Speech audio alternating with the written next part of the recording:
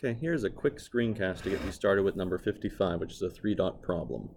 Number 55 says basically that you're changing the location of the pivot point for a thin bar, and you are measuring this distance x as a function of where it is from the center of mass. And now it asks basically to find the minimum period of this. And so a couple of things that we can do quickly to get this thing started. First thing we're going to want to note, if this thing is rotating about a point other than its center of mass, this means we're going to want to worry about the parallel axis theorem. Why? Well, because this is an example of a physical pendulum.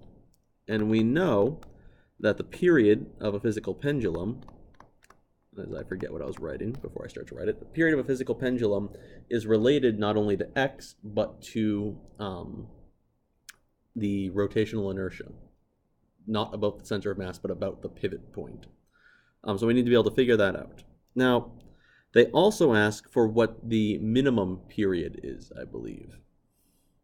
They do indeed ask for that, as a quick check in the textbook confirms for me. So whenever we see minimum anything,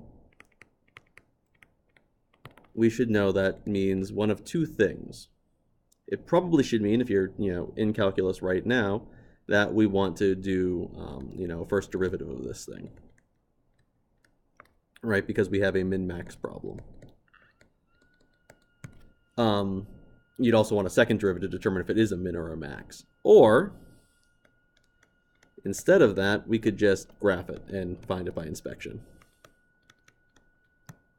Guess which of these is going to be easier? Inspection? That seems like how you spell a word. All right, so hopefully this is enough to get you started without actually doing the math for you. The other parts, I think, follow more readily once you have finished kind of determining what the period is.